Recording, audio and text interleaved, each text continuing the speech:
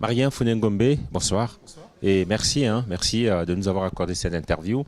Moi, j'ai eu la chance plus d'une fois de vous rencontrer, de discuter avec vous. D'abord, nous nous sommes retrouvés sur le plateau de Télé Congo. C'était à l'époque votre tout premier ouvrage, je ne sais pas si je me trompe, Escale.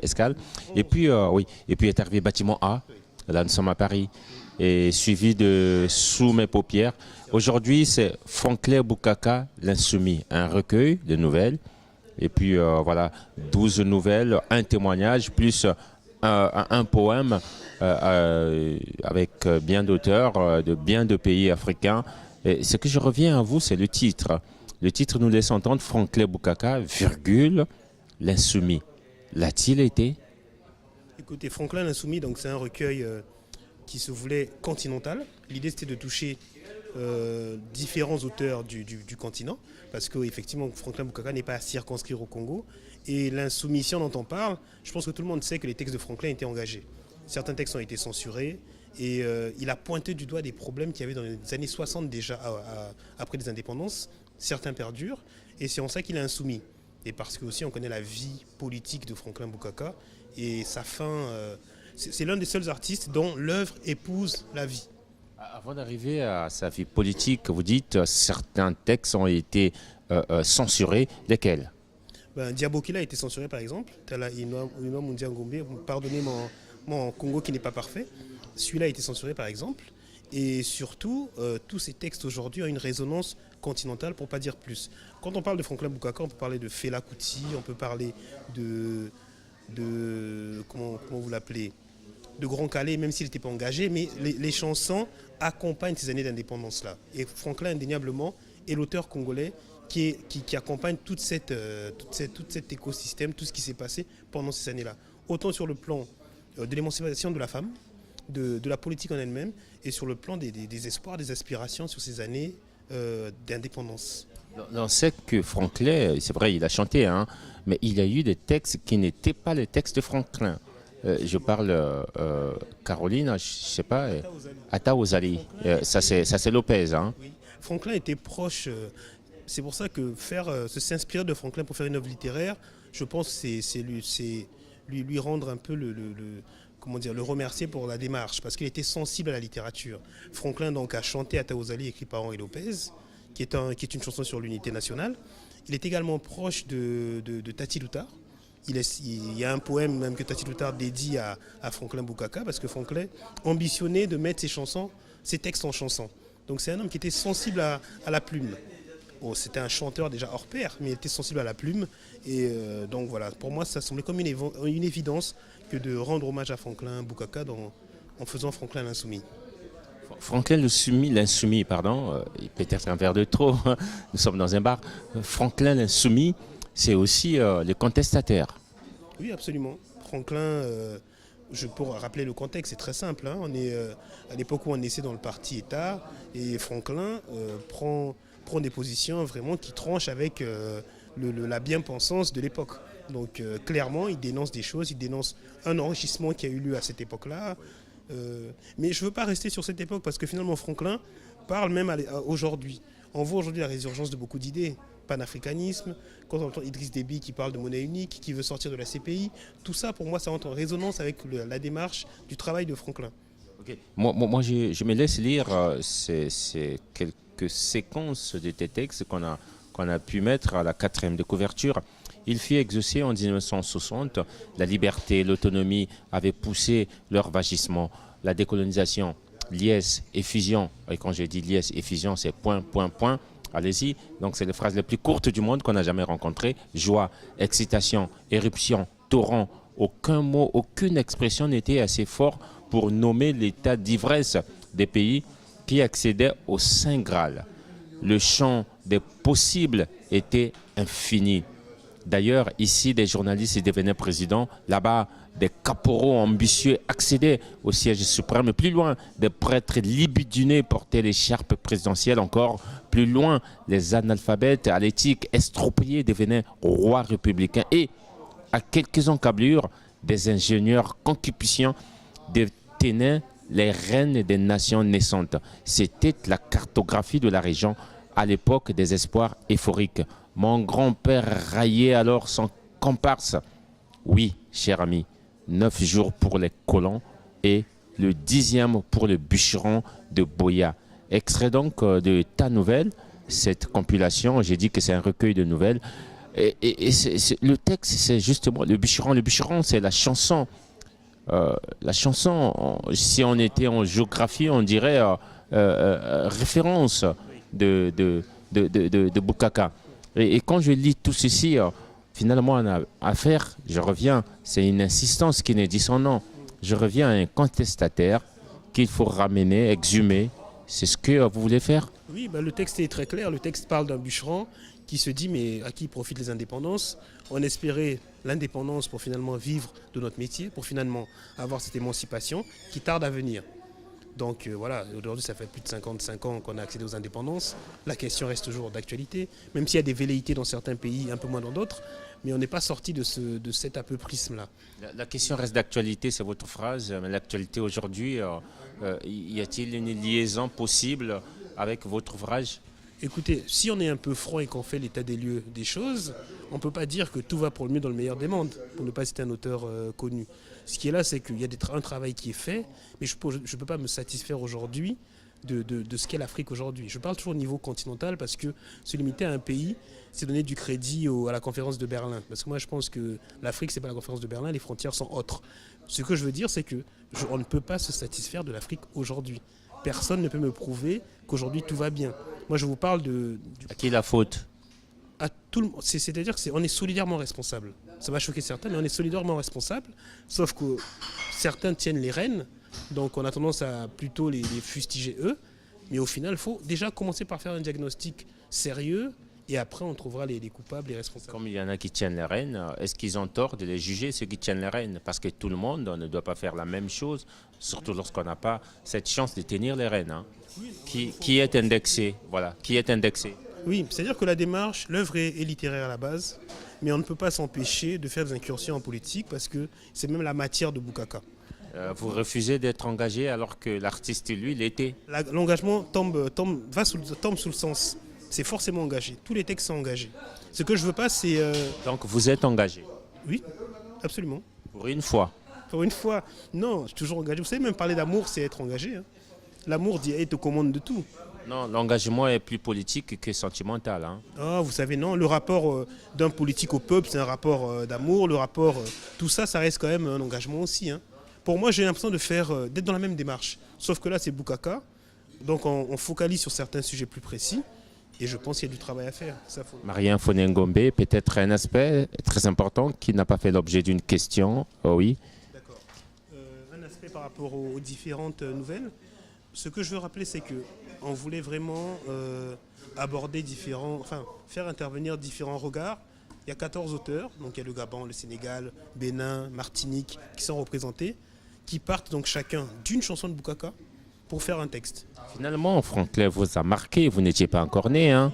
Et quand il se fait un nom et quand il est une, déjà oui, vedette, vous n'êtes pas encore là, vous êtes absent. Absolument. Il nous quitte en 72 et je ne suis pas né. Donc moi, je redécouvre Franklin Bukaka jeune, mais sans forcément prendre le sens des thèmes abordés. Et après, quand je tombe sur la compréhension des textes, je me dis, mais comment on peut être d'actualité à ce point? Pour vous, c'est l'homme de l'intemporalité. Absolument. Qui traverse les générations avec un message qui reste intact de densité. Je reviens à cette question, un aspect qui aurait pu faire l'objet d'une question, mais malheureusement, hélas, oui. Vous savez, c'est énorme. L'œuvre de Franklin est énorme. On a pris 12 chansons. Il a un répertoire beaucoup plus important. Je pense aux Brazzavilloises, on n'a pas pu faire un texte dessus. Mais j'invite les gens à lire et à se faire une idée. Difficile pour moi de dire quel on n'a pas fait l'objet d'une question, mais ce que je peux dire, c'est que ce projet qu'on a porté comme ça, avec le cœur et à bout de bras pendant plusieurs mois, on en est vraiment fiers parce qu'au-delà de l'œuvre littéraire, il y a un message quand même pour des nouvelles générations et on tient particulièrement à ce bébé. Je parle au nom de tous les auteurs. Parle-moi de Boya. Boya, cette localité. En fait, le bûcheron de Boya, il se trouve que Boya, c'est un village à Makwa, Penda. C'est un village aussi au Cameroun. Moi qui aspire un peu à ce qu'on appelle panafricanisme, sans être un spécialiste, ça m'a plu que 2 villages comme ça aient le même nom. Et c'est l'histoire d'un bûcheron, et on voit en fait sur différentes générations Ça, c'est un bon sujet. Comment chacun essaie de s'en sortir, comment chacun lutte pour l'émancipation du continent. On voit son fils qui est déjà un peu plus conciliant, qui est dans les compromis, son petit-fils qui frise la compromission, je ne vais pas en dire plus, mais la question c'est celle-là, c'est dire aux nouvelles générations, qu'en est-il de tous ces messages? Qu'en est-il de cet héritage? Parce qu'il y a des gens qui ont donné de leur vie pour ces indépendances. Aujourd'hui, on est 3 générations après. Est-ce qu'il y a une conscience dans la démarche politique, quelle qu'elle soit, sociale, démarche humaine? Est-ce qu'il reste quelque chose de cela? C'est en ça que je trouve que ce recueil, en toute objectivité... Vous avez dit compromis. Compromis, c'est aussi céder un peu de soi. Oui, mais c'est la subtilité entre compromis et compromission. Compromission, c'est ne plus être soi-même et vendre... pas son âme au diable, ce serait trop gros de dire ça, mais ne perdre un peu ses orientations. Voilà. En tout cas, Marianne, vous en remercie. Sauf qu'à côté de moi, il y a Bédel. Oui. L'ouvrage, le bûcheron, il y a aussi le bois. Alors, la symbolique, oui. Oui, c'était le plus dur, c'était savoir sous quel angle, à partir de la chanson, commencer à écrire une nouvelle. Et la symbolique du bois, finalement, m'a semblé très intéressante parce que le bois, l'enracinement, les racines même, et donc couper le bois, c'est l'aliénation, métaphore d'aliénation.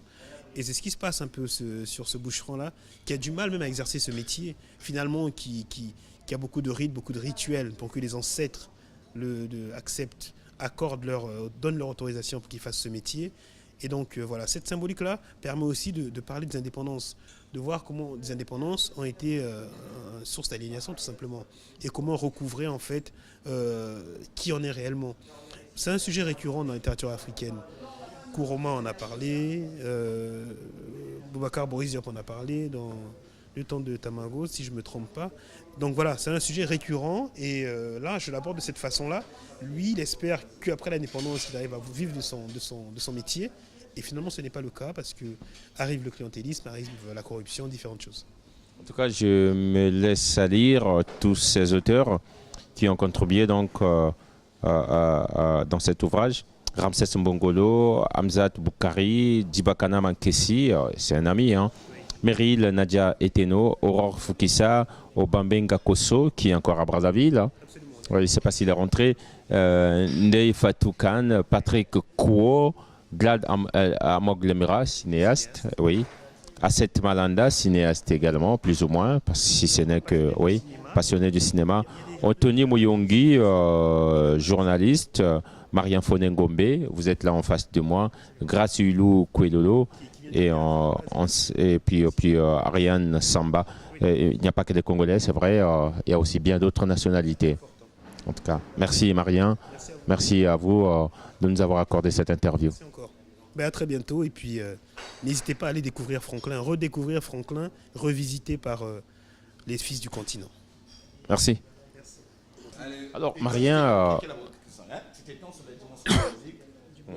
ici des journalistes ils devenaient présidents.